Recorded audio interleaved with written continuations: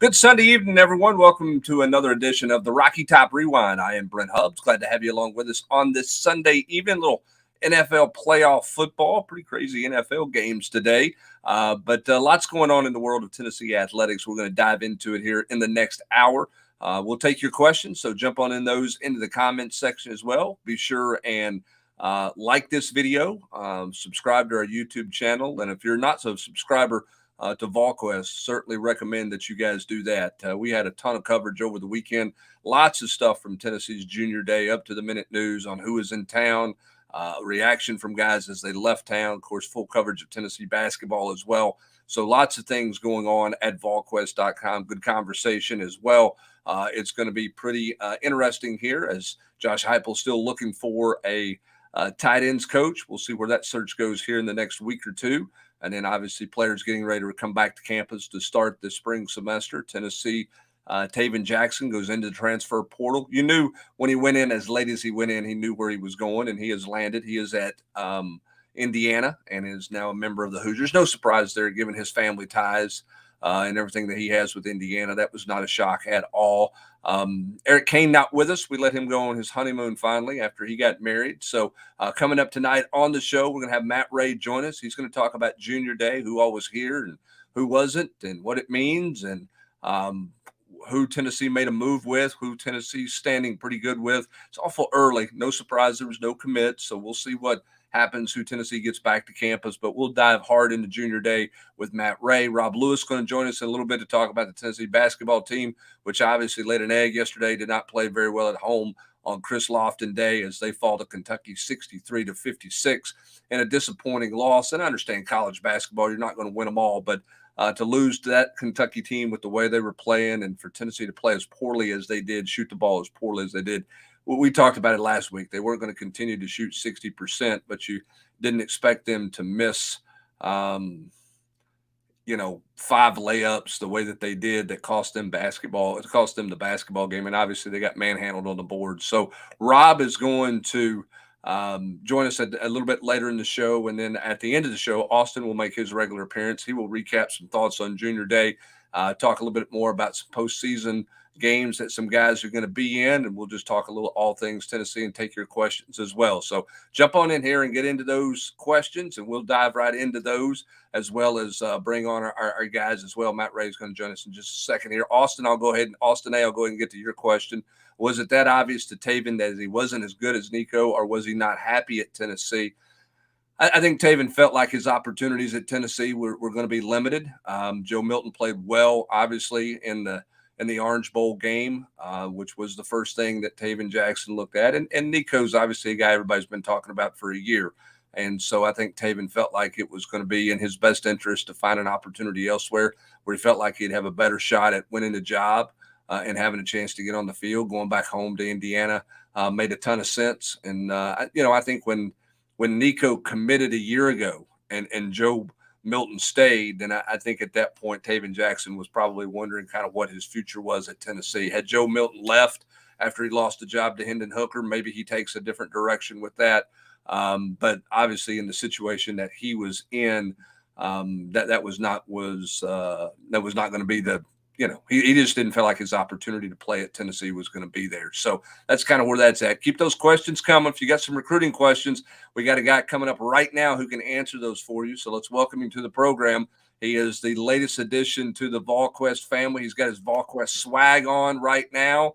Look at him. It's Matt Ray's in the house. He's got him a backdrop going. He's got his Peter Millar on. That's costing me an arm and a leg, thanks to Austin Price. But looking good, Matt. How you doing, my man?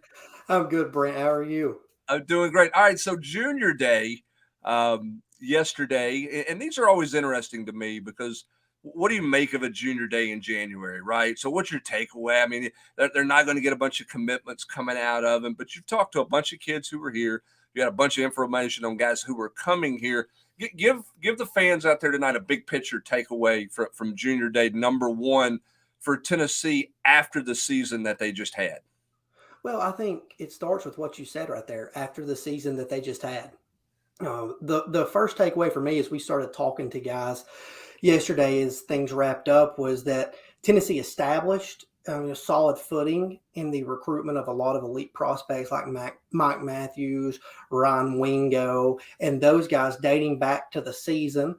Williams Warnery, they caught his attention, even though he wasn't out here for a game day. He openly kind of admitted that the season's what really piqued his interest in Tennessee, as they were, amongst some of the schools recruiting him hard. And I think you start to see Tennessee, benefit from an 11-2 season. You look back, each year, there's going to be games that sell out or get close to a sellout at Neyland Stadium with Florida and Alabama, Georgia in town. But when you can capitalize on those game day atmospheres and win, and those recruits experience that, I think that's what we saw the most of yesterday. Was a lot of elite guys, highly sought after guys come back to town, and we're excited to be there. It was a long day for those guys, and they were still very engaged, throughout the day, sat through a basketball game, sat through meetings with coaches, photo shoots and tours. So I think overall, that was the biggest takeaway for me, was the impression that Tennessee's season made on some of these guys.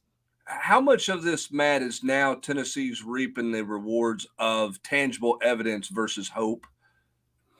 Yeah, I think absolutely, one of the things that we heard yesterday from multiple receivers was, they had a Biletnikoff winner in Jalen Hyatt, and you can openly point to that now.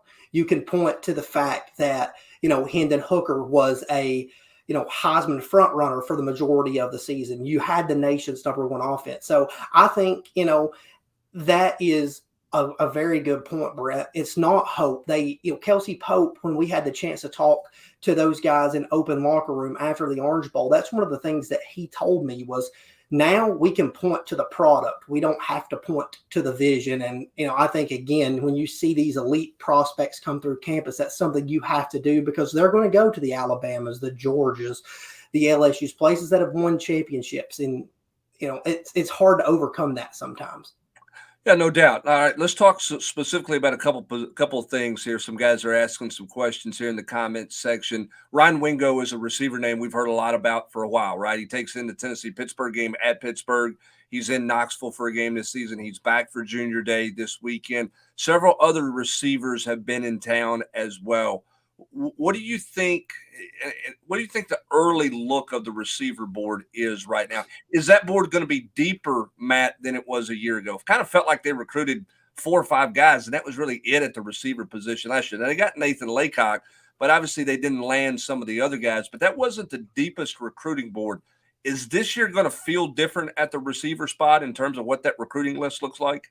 Yeah, certainly. I think it already does, feel deeper this year. When you have, Ron Wingo and Mike Matthews on campus on the same day, 2 guys that are both arguably the top receiver at the position. And then you've got J.J. Harrell, who comes in. That's a guy that Tennessee likes, that can stretch the field vertically.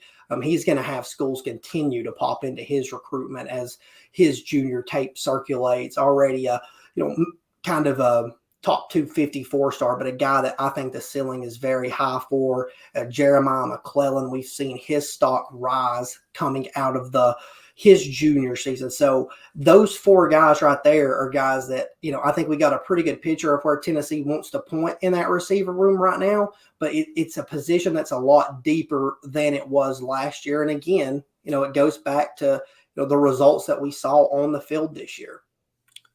When you look at that, I mean, it feels like they need to take, they only got the one this year, and then obviously they got the transfer from Oregon and Thornton as well. Feels like that's a position, even though 2 years ago they took, Webb and, and Nimrod and that group. Feels like they need to go 3 receivers in this class. I mean, is that out of the realm, you think? No, I think it's 3 at least right now, and given the way that room has continued to kind of evolve, we'll see who's here after this season, guys that can come back, guys that'll have an opportunity to go to the next level. But, 3 to 4 guys I don't think are out of the realm of possibility.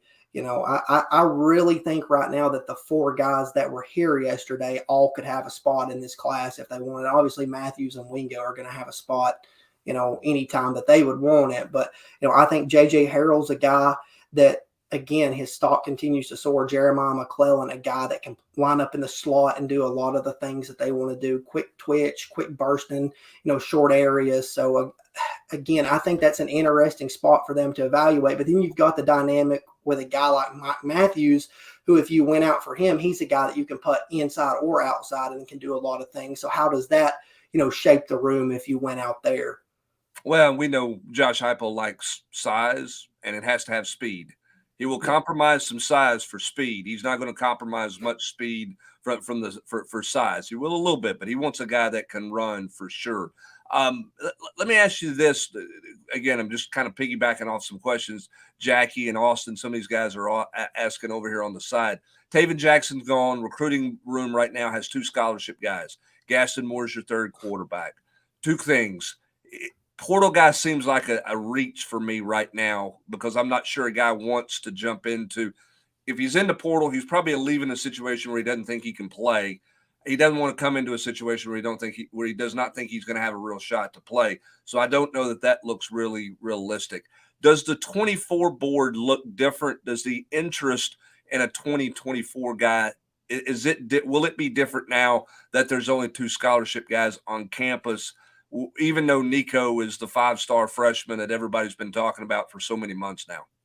Yeah, I think so. I mean, I think you have to nail another quarterback evaluation in this class. They did it with Taven Jackson. Don't get me wrong. I liked your answer to the first question. Taven's a guy that can go somewhere and play.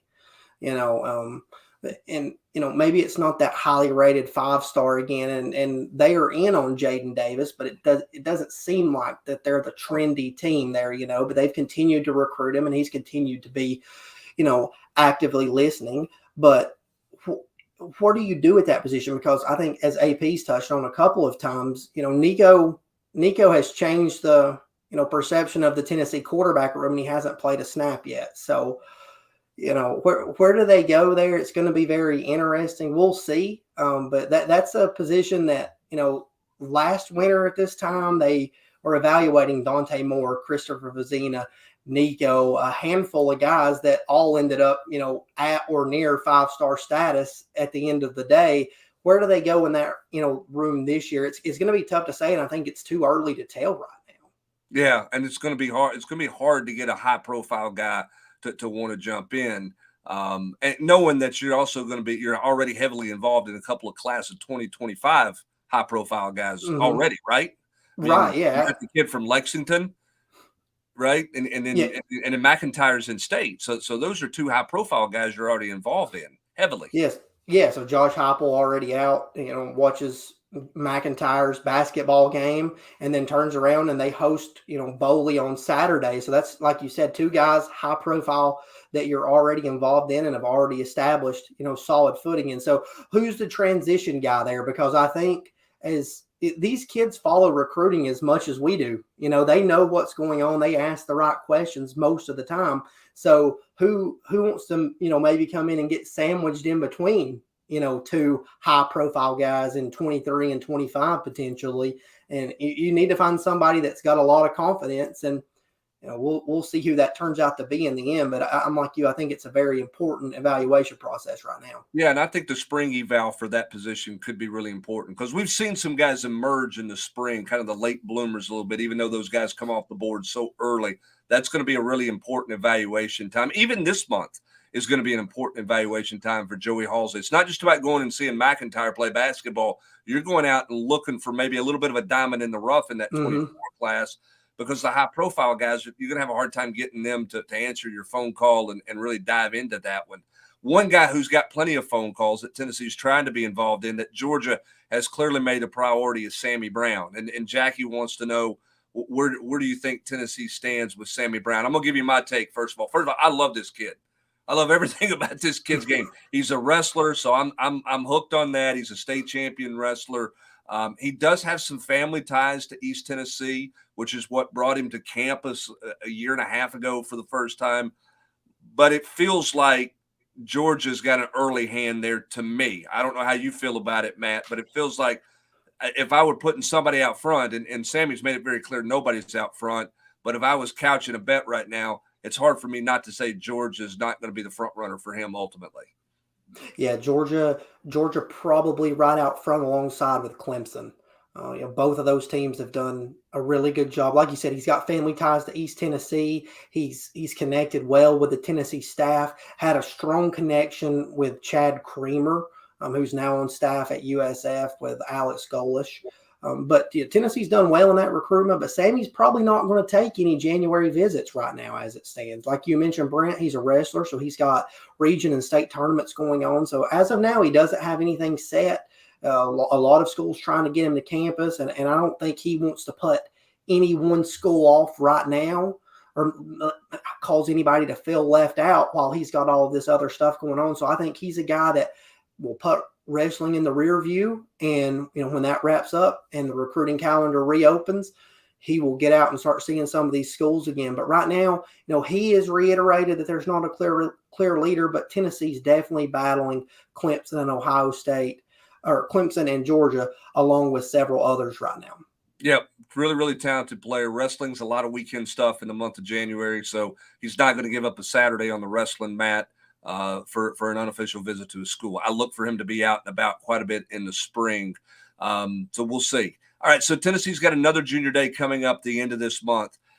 Is that one I know it's early. You feel like that one's going to have the same amount of kind of juice that this one had in terms of the high profile names that were in town this past weekend, or is it too early to say? It's probably a little early to say. We'll see who they get back up there, but I don't feel like it's going to match up to this one. And man, when I put on the general quarters last night, one of the first impressions, and I said it earlier, is as we continue to talk to guys, it was, wow, this is a really sought after guy, and it just kept going and going and going until we finished the night with Ron Wingo.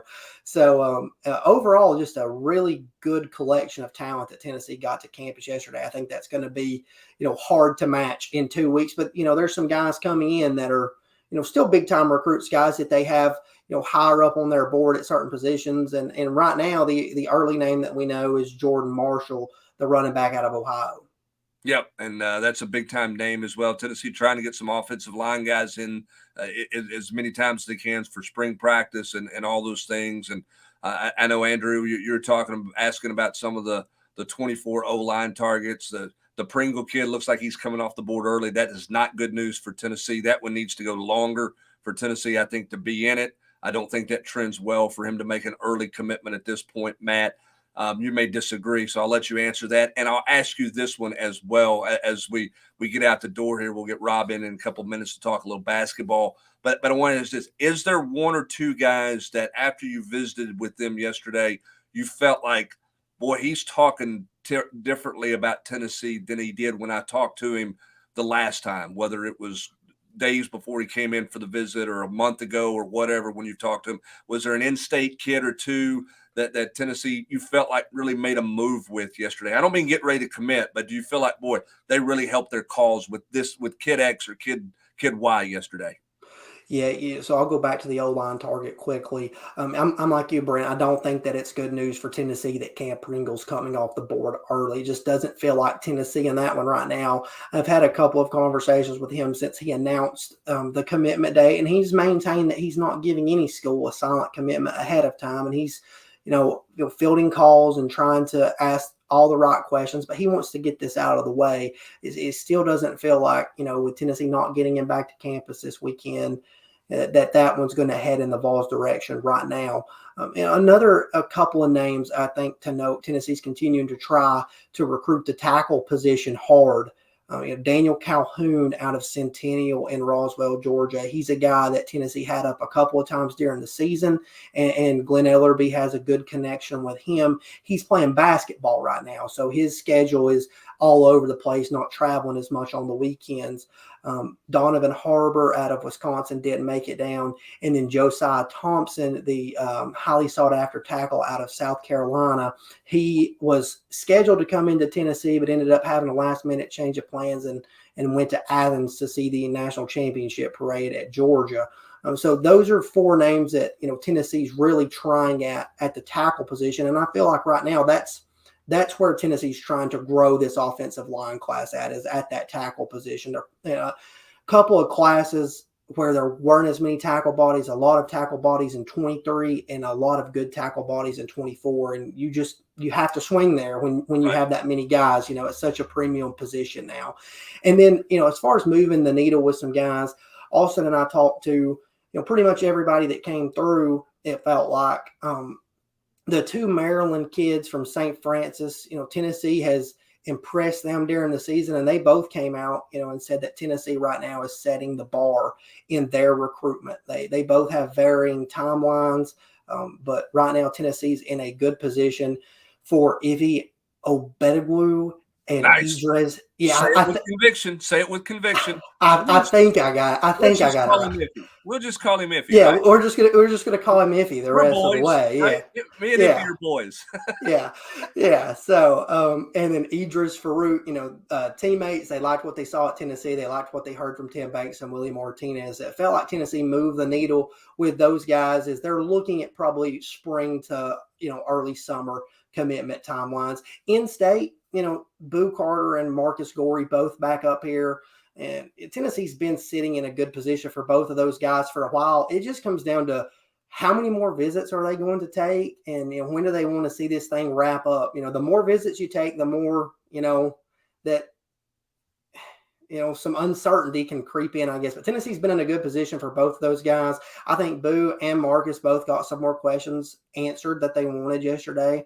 And I think, again, probably for me, Ryan Wingo, I think right now, what Tennessee's done since, really late last summer with him, I think Tennessee is, in a really good position for Ryan Wingo coming out of this first junior day, as he's going to take some more visits. He's going to be at Texas A&M and Colorado for sure in the coming weeks. So we'll see what happens with Ryan Wingo coming out of the winter, but the Vols are in a really good position there as they continue to work that recruitment hard. Fantastic stuff, Matt. Hey, you earned your swag on this one.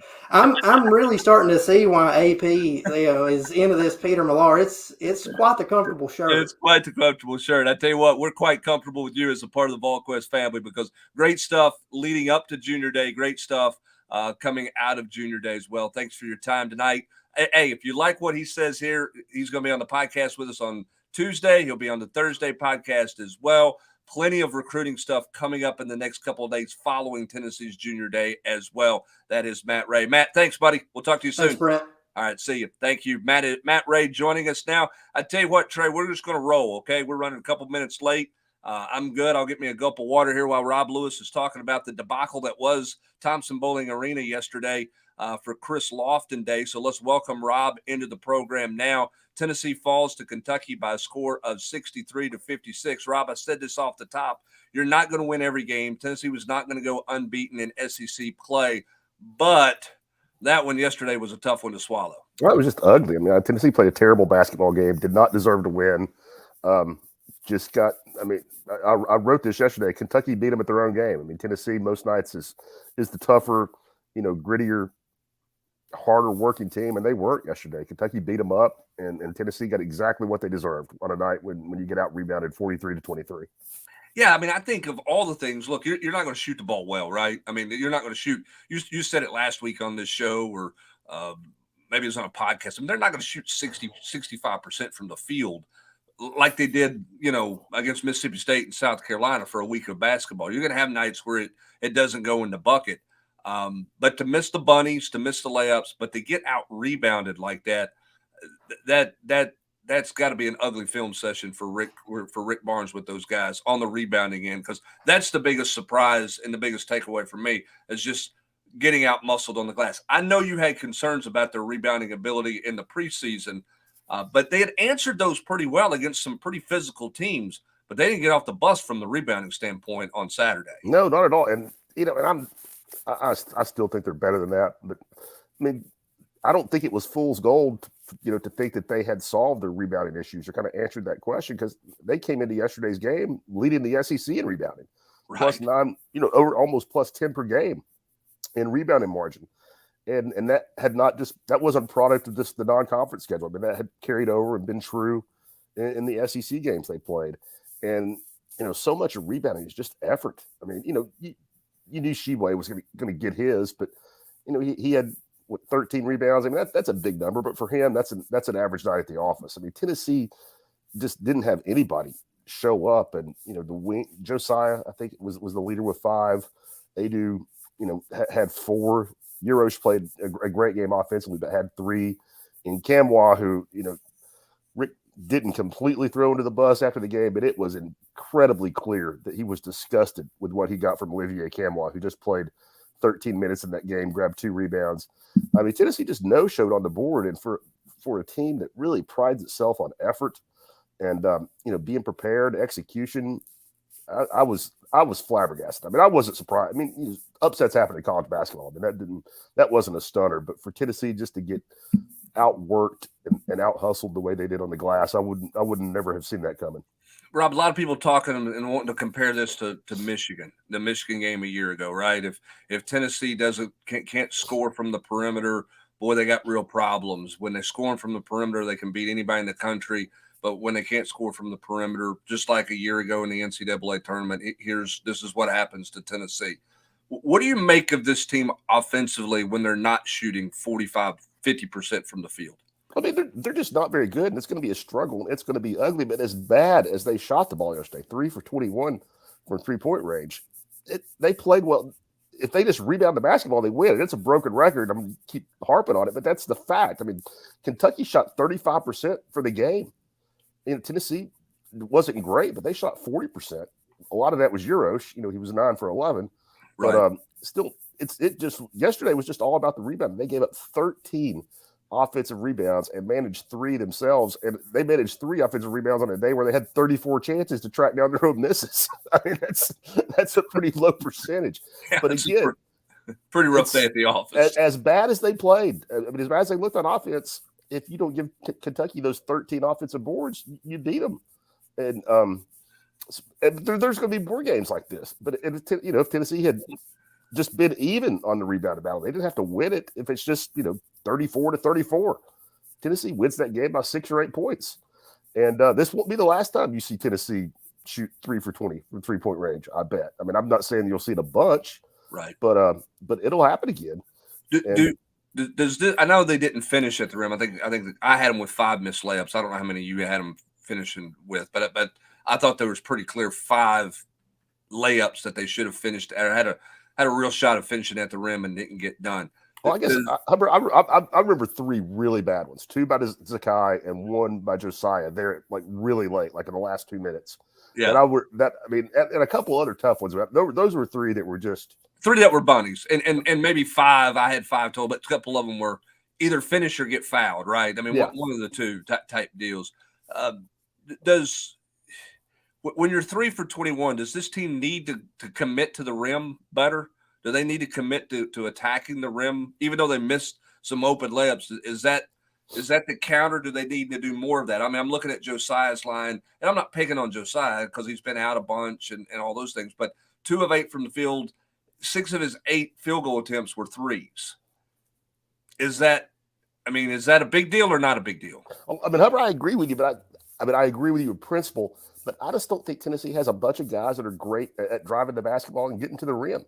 I mean, Santiago is probably their best offensive player. That's not his game. Now, Julian Phillips can do it. He didn't do it yesterday. 2 points, and I'm never going to blame a freshman, for being the reason Tennessee lost, and he's not the reason Tennessee lost. But in that game, that kind of stage, you'd like to see him take more than 2 shots from the floor.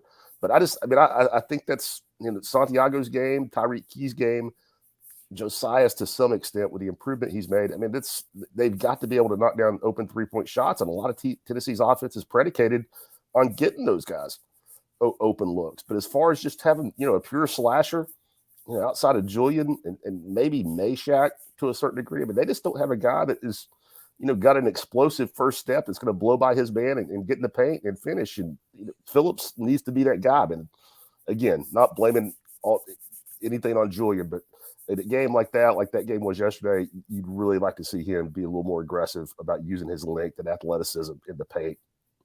Do you think the fouls, a couple of those fouls called against him, negated any aggressiveness that he had? That one charge that stands out to me that was really, I mean, I didn't think it was a horrible.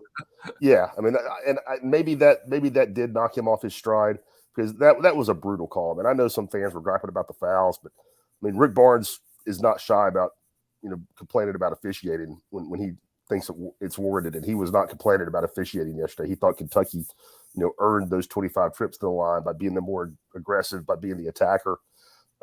And he, certainly didn't feel like his team brought that to the table.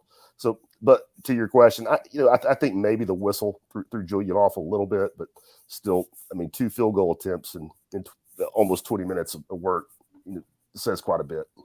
Yeah, obviously they've got to get more out of that, more out of him offensively, particularly on a night where the other guys are not scoring and the ball's not going in the basket for them. So, and like you said, there are going to be nights where it's going to be a challenge. That's why they've got to be better on the glass than what they were. I mean, turnovers, they handled, they didn't turn the ball over. It was, like I say, you hate to harp on it, but it's all about rebounding. And Tennessee just got muscled and outworked big time on the glass. Let's talk a little bit about moving ahead now. Look, losses are going to happen, all right? It's not the end of the world. It's January the 15th, right? They weren't going undefeated in the league. But they do go on the road this week. They gave up a home loss, which is tough, right? Because you got to hold your serve on your home court when you can. Going on the road this week to Starkville, Mississippi. They just played Mississippi State. That'll be a different game, I would imagine, down there. And then a trip to Baton Rouge with an LSU team that seems to be having a hard time right now, Rob. But that's been I don't want to say a house of horrors, but that's been a rough place for Tennessee to play at the Maravich Center. Yeah, it has been. And I would expect, Mississippi State to be a lot better. But I mean, if this is still a team you just beat by, 35 points a couple of weeks ago. I mean, I think Tennessee's, should win. And Mississippi State's really struggled since SEC play started. They're 1-4. Their only win was over Ole Miss, lost at Georgia last week. And similarly, you mentioned, LSU is not having a great year. They're also 1-4. A couple of those losses, were at home. They do have the win over Arkansas, so they're capable. But first-year head coach and Matt McMahon, a lot of roster turnover. Crazy things happen on the road all the time. But these are 2 games where Tennessee should take care of business. I mean, it's not going to make up for laying the egg that they did on Saturday, because, like you said, you got to hold serve at home, and we haven't mentioned it yet. This has nothing to do with the outcome, but man, I hated it on Chris Lofton Day. It was set up to be perfect. The fans showed up and showed out despite the noon tip off, and it was, it had all the makings of a great day, and it turned out to be memorable, but for all the wrong reasons. Yeah, it certainly did. You had a great piece on Chris on Friday from a lot of different perspectives, and I thought getting other people's perspectives was really important, because Chris is not a guy to talk. He's not a great interview. He's just not going to talk about himself. He's just not comfortable in that role and not what he's about. It's you hate the word self-made, but there's a lot of self-made in Chris Lofton, right? I mean, it's not. I mean, he's not the guy who lived on every AAU circuit and all of those things. His shot's not the normal shot that everybody else has. I mean, he's kind of a driveway-made basketball player, and I think he loves that identity and that moniker about him. Don't you? Absolutely. I mean, I think he loves that. He's a small town kid.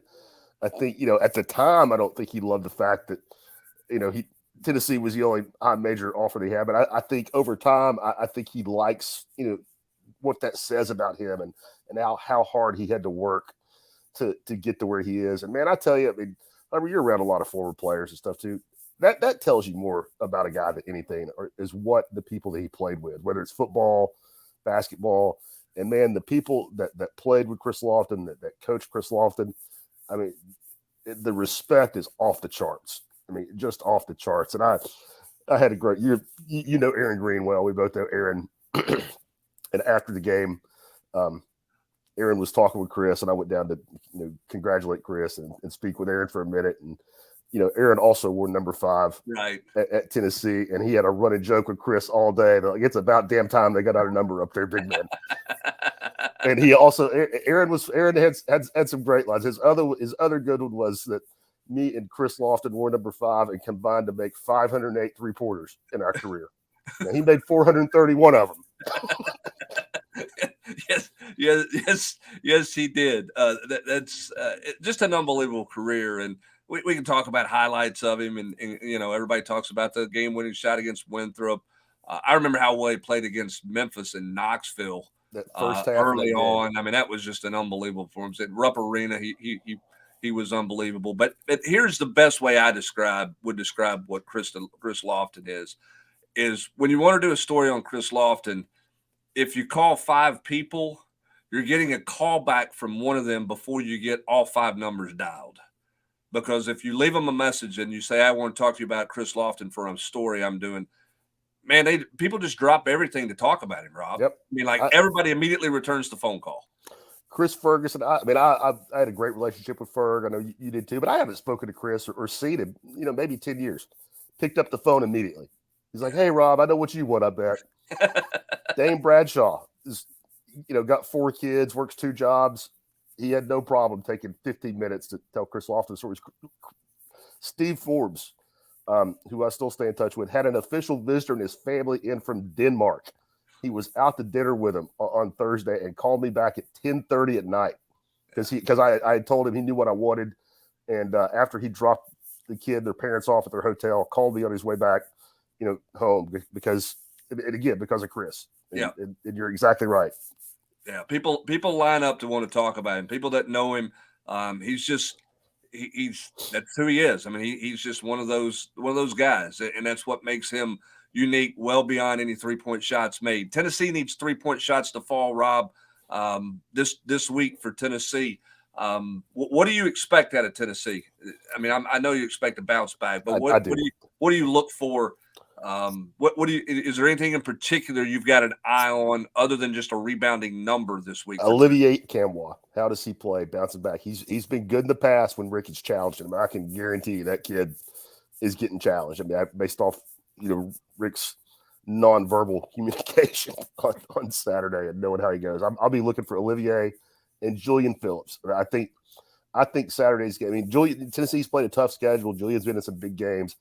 I think that was kind of an eye opener for Julian Phillips for the intensity, conference play, what a rivalry like that means. I mean, Kentucky's not been playing great, but they showed up, and they're a prideful program, and they looked like it on Saturday. And I think Julian will respond the right way. I'll be surprised if he doesn't answer the bell based off his makeup. Last question, we'll let you out the door. What you make anything of the league overall? I mean, Arkansas's had injuries, so they're struggling. That was obviously a tense game with a crazy ending with no handshakes and all that against Vanderbilt. Georgia's been a bit of a surprise to me, Rob. Oh, yeah, very much so. I didn't see with Mike White. What do you make of the first couple of weeks of conference play? It's early, but the league is not as good as I thought it would be. I mean, Texas A&M now, I'm keeping an eye on them. Are they for real? Arkansas, not again. They have the injuries. That's really hurt them. And I don't want to get all tabloid, but the stuff that's coming out of Alabama today, you have to wonder, what that's going to do to their team, to their season. I mean, I'm not making light of it at all. I mean, it's a far more serious situation than basketball. But you have to wonder if that's not going to really have some ramifications inside that locker room. They've been impressive on the court, though. I mean, really impressive. And Brandon Miller, I mean, I thought Brandon Miller would be good. I didn't think he would be this good. I'm really impressed with that kid. And that's one that, I mean, Tennessee loved him and, worked hard to get him. But, he's obviously has some family connections to Alabama. But he's been spectacular. Yeah, he has been terrific. And for Tennessee, this is a big week.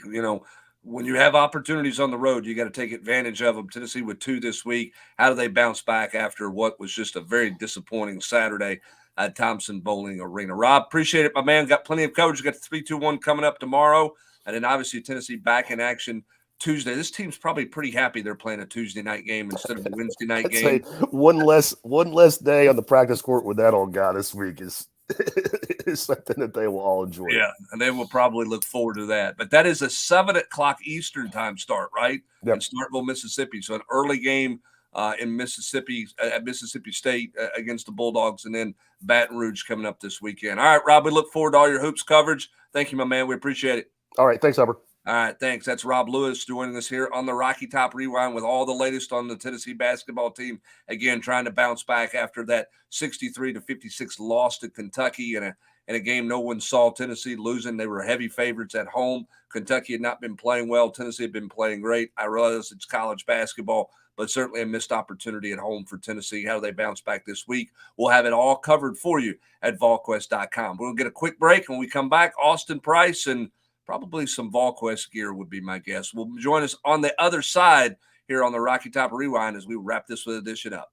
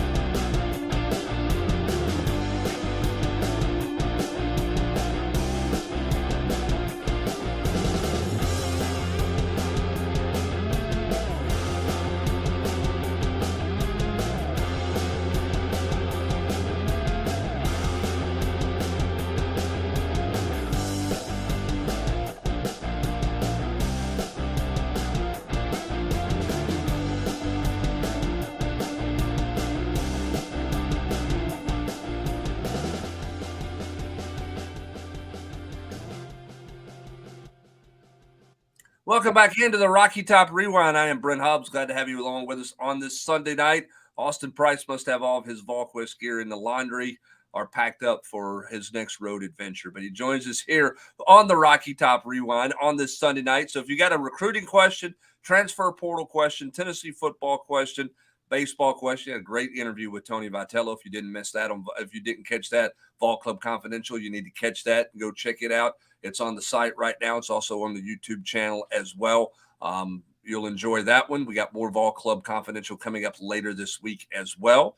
Plenty of other things to talk about as Austin joins us now. AP had Matt Ray on earlier. He was bringing all the goods from Junior Day, but I'm going to ask you a very similar question as we'll wait for some questions to line up here from some people watching as well. Your biggest takeaway from Tennessee's first Junior Day following the season they just had? Well, I thought, Brent, a really good turnout and some high-end guys, some five-star players, some really solid out-of-state players. And there were some nice in-state players this year as well. Edmund Spillman was in with his brother Nate, who was on his visit, and then Boo Carter, Marcus Gorey. I would expect guys like George McIntyre, who's a 25.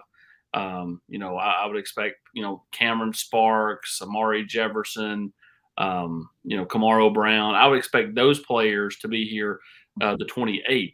And so, I think when you look at kind of what Tennessee got accomplished yesterday, I think you would say they stayed relevant. 11 wins did not fall on deaf ears with many of the high-end 2024s.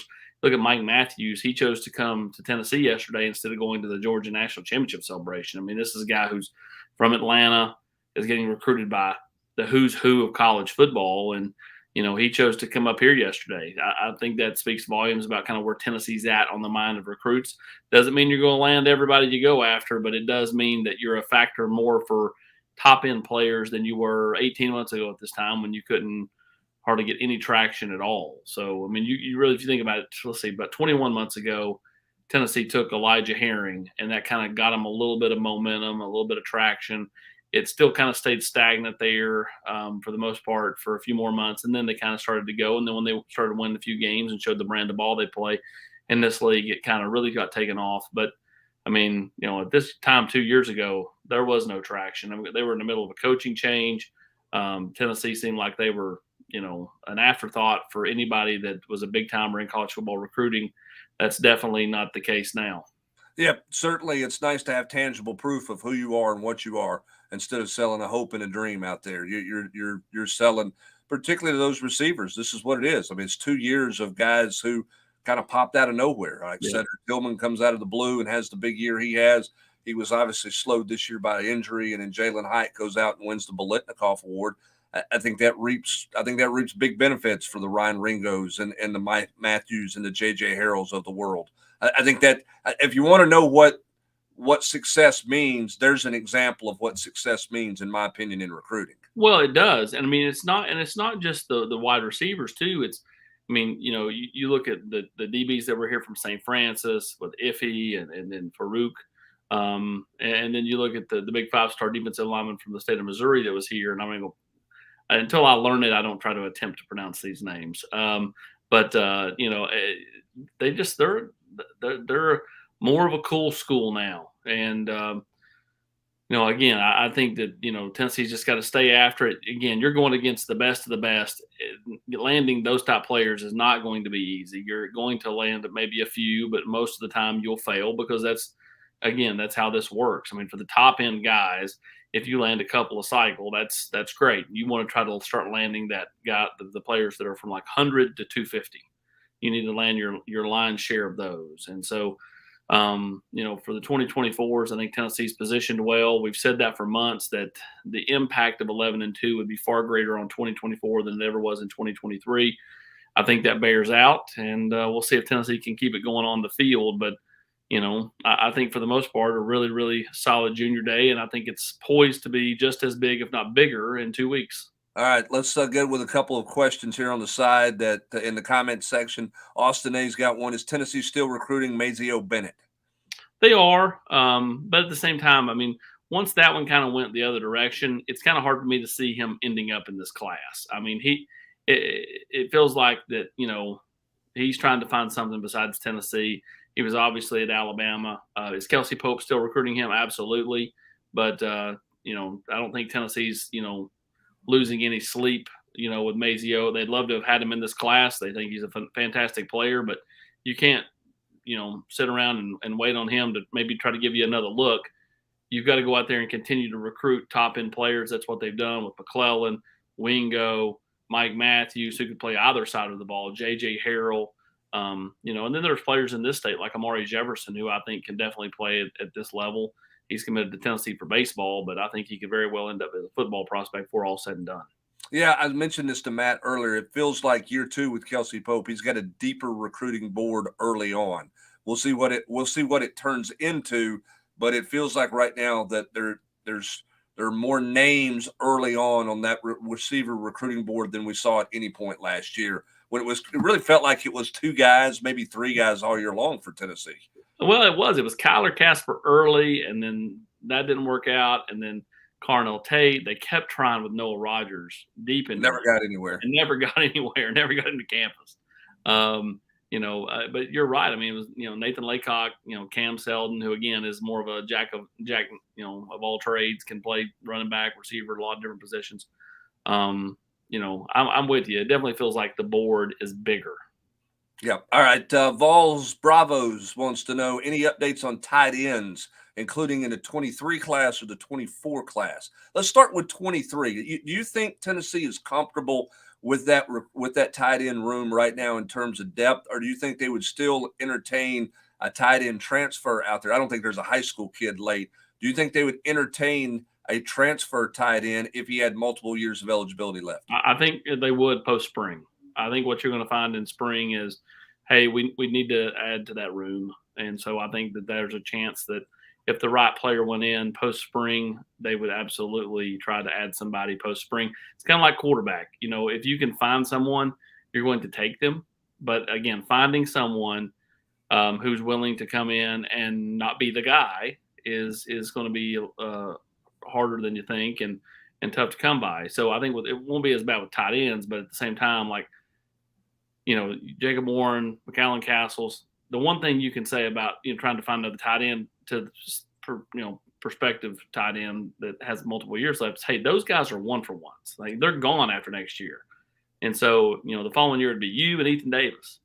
So I think that that's definitely possible. But the question is who's going to be the tight ends coach? Right. And so, like, when I look at that, I'm looking firmly, at 3 candidates. I'm looking at. Look at you dropping nuggets tonight. All right, here we go. Let me get my sheet of paper. No wonder you were calling me earlier and I didn't take your phone call. Go ahead. I'm looking at Jeff Ferris. All right. Hold on. Jeff Ferris is from UCLA, for those people who who's don't from know. Knoxville. Originally played at Knoxville Catholic, coached at Duke under David Cutcliffe. I'm looking at Seth Littrell or Littrell, however you say it. It's Littrell. Former head coach at North Texas. I think that, that's some place that Josh Heupel would absolutely look. They've known each other for a long time. And then on staff, I would look at Alec Ablin, one of those three. Now, I think Ablin's probably at the bottom of the list as far as just like what all he offers. Like, he's never been on the field and never run a room, and he's never been a recruiter. Now, what he has had is an extensive length of time with this offense and with this staff. He played under Hype, played under Ellerby, has coached under Hype and coached under Ellerby every step of the way outside of a brief stop at Ole Miss. He makes a lot of sense in certain situations, but I think you've got to have a recruiter, which goes back to Luttrell or Jeff Ferris. And I think those two make the most sense from a standpoint of either knowing Heupel or being able to recruit the South and meshing well with a staff that kind of handles itself a certain way. So, that's kind of where I'm at as we sit here on Sunday night, January 15th. As for a timeline on when Heupel will make a hire, your guess is as good as mine. I could tell you that a week from now we'll be sitting here talking about Tennessee making a hire. I could also tell you that this thing drags into February, but I think sometime January, late January, is probably that makes the most sense for a tight ends hire. And Ferris is the one guy he would have to get to know that and from an interview standpoint, would want to spend some real time with because he's got a deeper relationship with the other two guys. That's correct. Now, I'll say this. I do believe that there has been a few moments where he and Joey Halsley have bumped into one another out recruiting over the years. So I think those two at least are acquaintances. He and Jerry Mack know each other quite well. And so, there are some ties there that kind of it's not just learning from the ground up for the entire staff. Now, again, for Heupel, yeah, I think that he and Jeff would have to get to know each other, more. I mean, I think they've met a couple of times at a couple of, whether it be a coaches convention or whatever over time. I don't think that they're regular acquaintances talking on the phone or, right, buddies or anything. So I think that, those two would have to kind of, learn each other. But I'm not saying the whole staff would. I think that there would be an in or two there, if Jeff Ferris were the pick of Josh Heupel and the offensive staff. And again, I think, Seth Luttrell makes sense in a lot of ways too, because again, he and Heupel have known each other. To me, I think those would be the top two. And again, if he promotes from within, it would be Alec Ablin, who has again played for Ellerby and Heupel at Missouri, has coached with him the last several years. He just hasn't been on the field and he hasn't recruited. And again, that's going to be the thing that he had. If he's to get the job, he's got to prove, and I don't know how you do this, but he's got to prove, hey, I can overcome these things that are unknowns at this point. Yeah, and again, where is Josh Heupel prioritizing? What is he prioritizing in the hire? What are the most important 2 or 3 things for him in terms of filling this position? What does he need? Where does he prioritize the recruiting ability versus someone who knows his system and et cetera, those types of things, and who knows exactly what Josh Heupel is thinking in that regard at this point in time. All right, let me ask you about quarterbacks. You mentioned transfer quarterback. I'm with you. I think that's going to be really challenging, right? To go get somebody who's going to come in knowing he's battling to be the 3rd quarterback on this roster, is what he would feel like coming in. I think when you look at where Tennessee's quarterback room is, how does Taven Jackson's departure, now that he's going to Indiana in the transfer portal, how does that change how Tennessee approaches the class of 2024 quarterback recruiting moving forward? When you look, Joe Milton's going to be gone. You're going to have Nico, and then you're going to have, that's the only scholarship guy you're going to have on your roster. How do they approach the 24 class now? Well, I think Merklinger down in Savannah, makes a lot of sense in 24. What does Cutter Boley do? He's slated to be a 25, but technically I think he could get out in 24 if a school really wanted him. But again, I don't think that's his preference, though. I think his preference is to stay in 25. What happens, with any of those guys? And then again, how does the season play out? I think, again, you may find somebody post spring that's willing to kind of, just be depth and be at a place like Tennessee.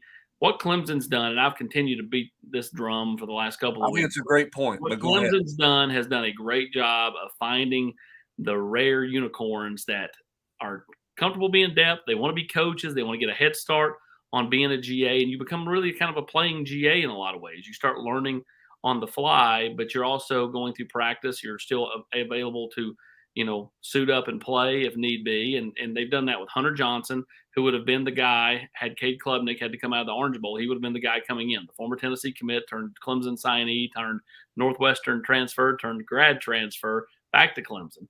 And then they've done that with Paul Tyson, former Alabama/Arizona State quarterback, who's the grandson of Bear Bryant. Going forward, he will be that kind of like playing GA, kind of like learning on the fly.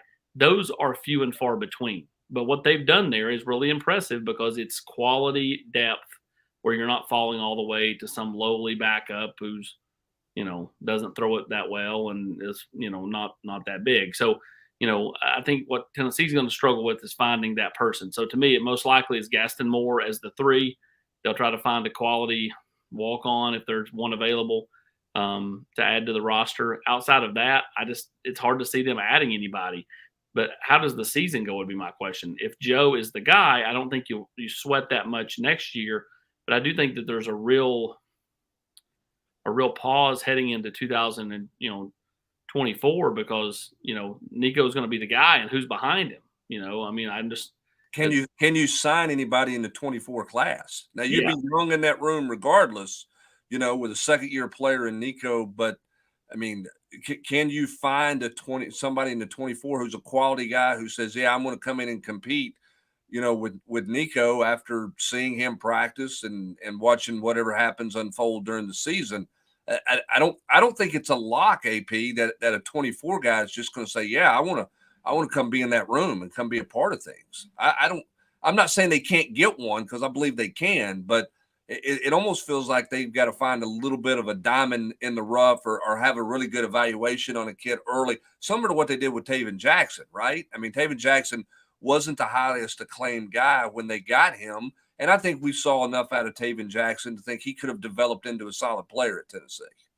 Yeah, 100%.